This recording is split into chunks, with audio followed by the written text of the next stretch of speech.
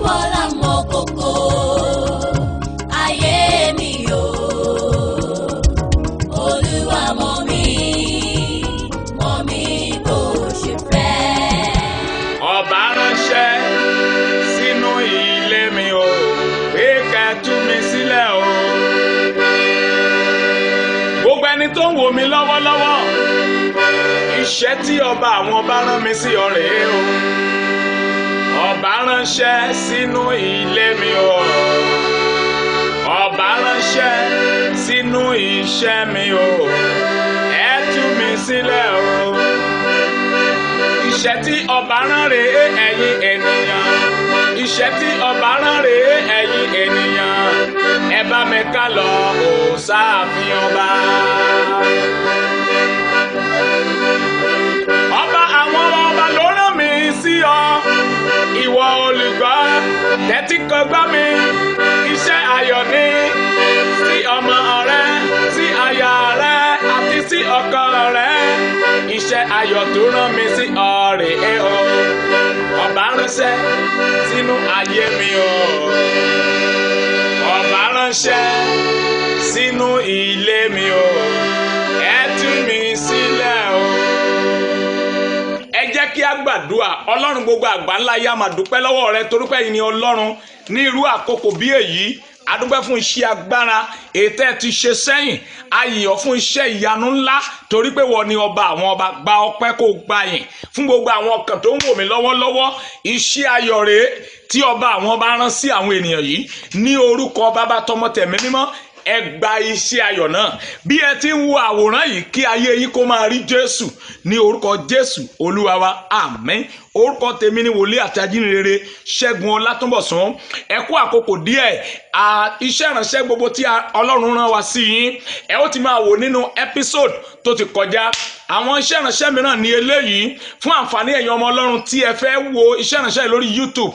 Ẹ lọ click lórí Bàbá Àlágọ̀ Special Digital Studio TV. Tẹ́ bá ti click ẹ̀ ó máa gbé gbogbo àwọn iṣẹ́ ìránṣẹ́ yìí wá tó wúlò fún yín fún àwa tí ìgbẹ̀yìn ayé dé bá. Iṣẹ́ eléyìí ẹ jẹ́ kí a jẹ́ fún yín látòrí ìtẹ́ mímọ́ Olódùmarè tí mo pè ní ọba ránṣẹ́. The king sent. The message is for you and your family for healing and deliverance. For this end time, the king has sent, the king of kings, the king over the king has sent the message to you. Now listen to me. Láti inú Bíbélì, orin Dávídì, orí 105 verse 20. Ọba ránṣẹ́ wọ́n sì tú sílẹ̀, àní ìjòyè àwọn ènìyàn sì jọ̀wọ́ rẹ̀ lọ́wọ́ lọ. Ọba ránṣẹ́ wọ́n sì tú sílẹ̀, àní ìjòyè àwọn ènìyàn jọ̀ ọ́ lọ́wọ́ lọ. Ìjẹ́ o jẹ́ mọ̀ wípé aránṣẹ́ ayọ̀ sí ìwọ náà nínú ìdè ló wà ní tàbí nínú ogun tàbí nínú ìṣòro oníṣẹ́ ayọ̀ dé o. Ọba àwọn ọba Jésù Kristi náà ni mò ń pariwo nípa rẹ̀. Ó ránṣẹ́ sí ìwọ tó wà nínú ìṣòro kan tàbí èkejì. Iṣẹ́ wo ni ọba rán? Iṣẹ́ agbára, iṣẹ́ ìtúsílẹ̀, iṣẹ́ ọ̀rọ̀ rẹ̀. Ó ní ó rán ọ̀rọ̀ rẹ̀ ó sì mú wọn lára dá. Ìjẹ́ o jẹ́ mọ̀ wípé ọ̀rọ̀ tó jáde nínú Psalm 105 yìí verse 20 ìwọ ló bá wí. Ìwọ tó ń wò mí yẹn gangan ni àníwọ ló bá wí. Mo sọ̀rọ̀ àṣẹ sí ayé rẹ tó o bá lè dìde sàmì àdúrà láti ìsinsìnyí lọ. Gbogbo ìdè tí a fi dì ọ́ ọba ránṣẹ́ ó yá ìdè já lára rẹ. Irú àmì wo leléyìí? Mo wí bí wòlíì Olódùmarè wí pé iṣẹ́ tí ọba rán yìí ìwọ ló máa ṣiṣẹ́ fún. Iṣẹ́ àkọ́kọ́ rèé nínú ìwé Matthew orí 14 verse 1 to 11. Matthew orí 14 a ó rí ọba kan níbẹ̀. Ǹjẹ́ hàn tá a bá ń sọ pé ọba ránṣẹ́ ìyẹn ni pé ọba ó pín sí méjì. Ọba àwọn ọba wà tí ń ṣe Jésù Olúwa wa. Àwọn ọba kan wà nínú ayé àwọn máa ń ránṣẹ́, àwọn náà máa ń ránṣẹ́. Ẹ jẹ́ ká wo ìgbé ayé àwọn ọba nínú Bíbélì ká wá fi gbàdúrà.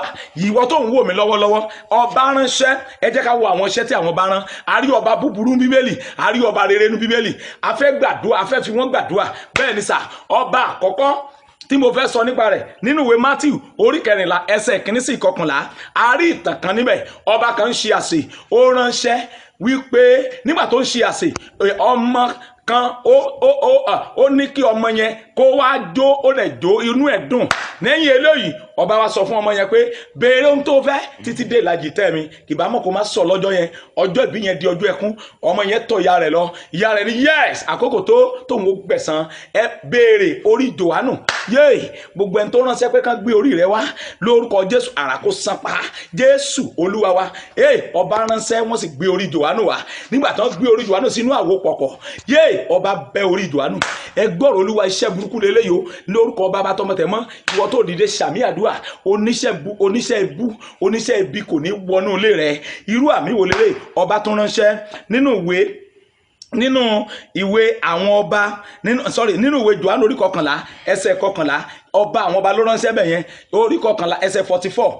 Ọba ránṣẹ́ wípé kí ẹ tú, ó ní ẹ tú ẹ sì jẹ́ kó máa lọ. Ìyẹn ni pé ìdè kan wà nú ayé rẹ, ìdè àìrọ́mọbí, ìdè àìláya, ìdè àìlọ́kọ, ìdè àìríṣẹ́, ìdè ojú kan ṣoṣo. Bí mo ṣe ń sọ lọ́wọ́lọ́wọ́ yìí, máa gbé ara rẹ sókè.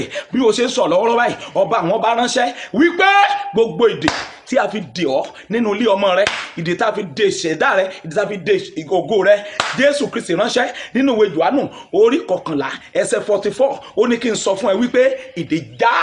Gbogbo èyí fò sókè pariwo pé já lára mi. Bẹ́ẹ̀ ni ọ̀run sọ. Máa gbọ́ o, iṣẹ́ kẹta lélẹ́yìí. Ọba tún ránṣẹ́. Iṣẹ́ wo ni ọba rán? Ọba ránṣẹ́ pé kí wọ́n lọ mú ọba ránṣẹ́ pé kán lọ mú Dáníẹ́lì kí wọ́n sọ sínú ihò kìnìún. Àwọn tó sọ sínú ihò kìnìún, ọba tún wá ránṣẹ́ padà pé ẹ mú Dáníẹ́lì jáde, ẹ wá sọ àwọn náà sínú ihò kìnìún. Gbogbo ẹni tó ń ro ibi sí ọ, ìwọ tó wà nínú ihò kìnìún gbèsè, ó wà nínú ihò kìnìún wàhálà, ọba ránṣẹ́ pé ká mú ọ jáde ńbẹ̀ lónìí.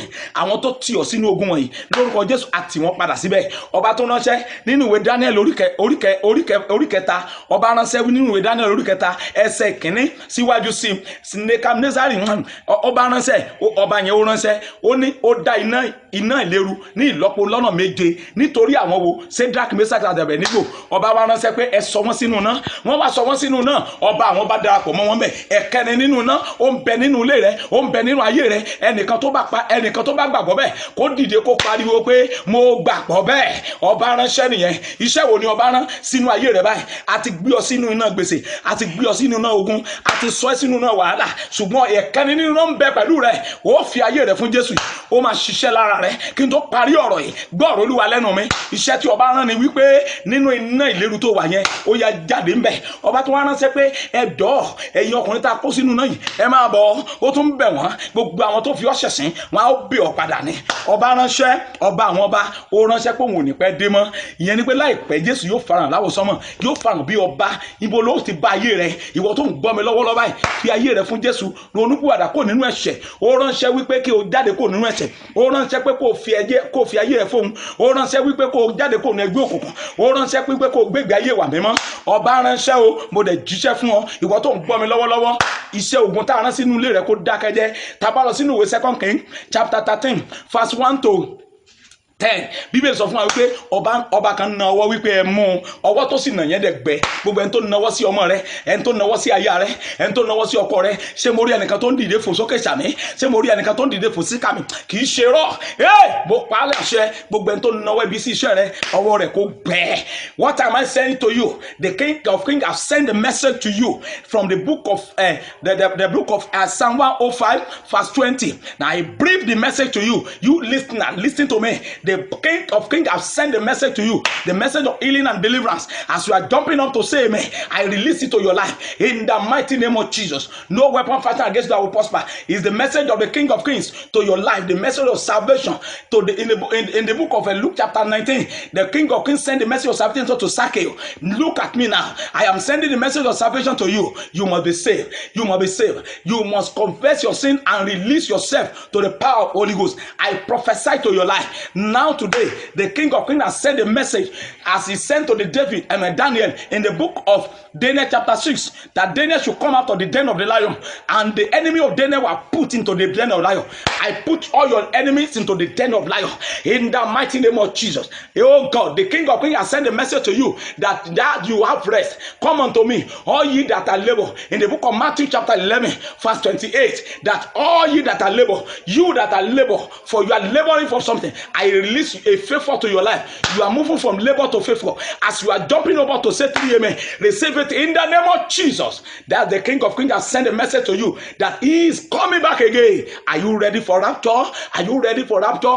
Forsake your sin and repent. I prophesy to your life. As I'm finishing this message, the King has sent a message to you that no more sorrow in your life, no more poverty, no more delay to your marital issue, no more delay to your glory. I prophesy to your life in the mighty name of Jesus. Till the next time we will meet on another episode. I am Prophet Segun Olatunbosun. Now begin to pray this prayer.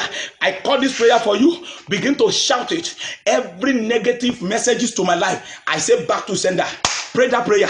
Every negative utterance to my ministry, to my business, to my marriage, I cancel it in the mighty name of Jesus. Mo sọ tẹ́lẹ̀ sí ayé yìí tẹ́ ń gbọ́ mi lọ́wọ́ báyìí pé láti òní lọ iṣẹ́ ọba sí ọ ni wípé ayọ̀ kó wọnú ilé rẹ. Láti òní lọ ayé rẹ gba òmìnira. Ìwọ tó rí àmì ṣe kó ṣe àmì lẹ́ẹ̀méje láti ìsinsìnyí lọ ayé rẹ ó yá kó gba ìtúsílẹ̀ ní orúkọ Jésù Olúwa wa. Àmín. Nígbà míì tí a pàdé nínú iṣẹ́ ìránṣẹ́ mi máa kéde wípé ọba ti ránṣẹ́ ayọ̀ sí.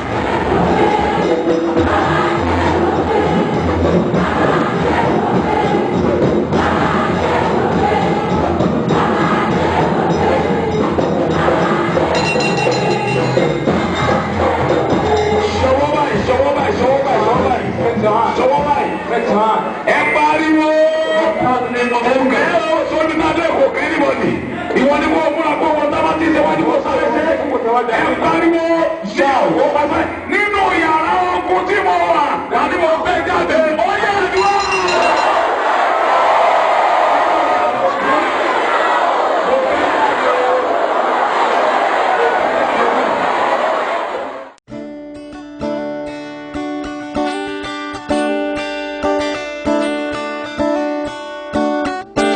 Olúwa ti ṣe ńlá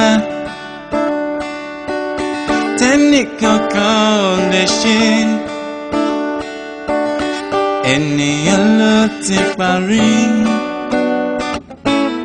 ṣùgbọ́n bàbá ti ṣe o.